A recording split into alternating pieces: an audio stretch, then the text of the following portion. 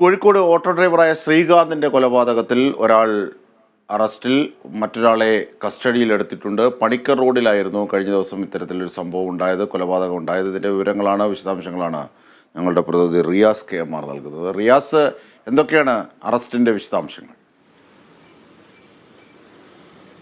അജിംഷാദ്, നഗരം ഏറെ ഒരു നടുങ്ങിയ ഒരു കൊലപാതകമായിരുന്നു. കാരണം ഒരു ഓട്ടോ ഡ്രൈവറായ ശ്രീകാന്തിനെ ഓട്ടോറിക്ഷയിൽ വെട്ടിക്കൊന്ന രീതിയിൽ കാണപ്പെട്ടത് ഞായറാഴ്ച പുലർച്ചെയാണ്. 18 വെട്ടുകളാണ് ഉണ്ടായിരുന്നത്. 34 മറ്റു പരിക്കുകളും ശ്രീകാന്തിന്റെ ശരീരത്തിൽ നിന്നും കാണപ്പെട്ടിരുന്നു. അതിദാരുണമായൊരു കൊലപാതകം എന്ന് പറയാം. ആ കൊലപാതകത്തിലാണ് ഇപ്പോൾ പ്രതിയെ വെള്ളയിൽ പോലീസ് അറസ്റ്റ് ചെയ്തിരിക്കുന്നത്. പ്രതിയായ NP ധനീഷ്, വെള്ളയിൽ സ്വദേശി, ആ NP ധനീഷിനെയാണ് വെള്ളയിൽ പോലീസ് ഇപ്പോൾ അറസ്റ്റ് ചെയ്തിരിക്കുന്നത്. ഇനി അല്പം കഴിഞ്ഞ് ഈ പ്രതിയുമായി പോലീസ് തെളിവെടുപ്പിന് പോകും. പോലീസ് പറയുന്നത് ഈ ധനീഷ് പെരുമാറി എന്നുള്ളതാണ്. ഈ ശ്രീകാന്ത് നിരന്തരം അപമര്യാദയായി പെരുമാറി, അതിന്റെ വൈരാഗ്യമാണ്, ഒരു പകയാണ്, കുടിപ്പകയാണ് ഇതിന് പിറകിലെന്ന് കൃത്യമായ രീതിയിൽ പോലീസ് നേരത്തെ തന്നെ വ്യക്തമാക്കിയിരുന്നു. അതിന്റെ വൈരാഗ്യമാണ് ഈ കൊലപാതകത്തിലേക്ക് നയിച്ചത് എന്നാണ് ഈ ഘട്ടത്തിൽ പോലീസ് പറയുന്നത്.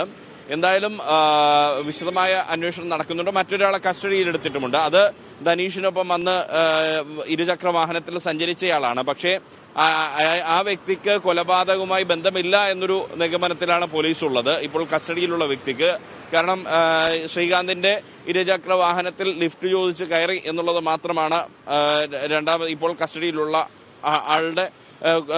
ആളെ കുറിച്ച് പോലീസ് പറയുന്നത്. എന്തായാലും അയാളെ കൂടി വിശദമായി ചോദ്യം ചെയ്തു വരികയാണ്.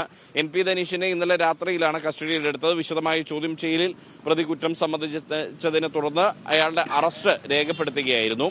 ഈ ശ്രീകാന്ത് കൊല്ലപ്പെടുന്നതിന്റെ 2 ദിവസം മുൻപ് ശ്രീകാന്തിന്റെ കാർ പൂർണ്ണമായും അഗ്നിക്കിരയാക്കുന്ന ഒരു സാഹചര്യവും ഉണ്ടായിരുന്നു.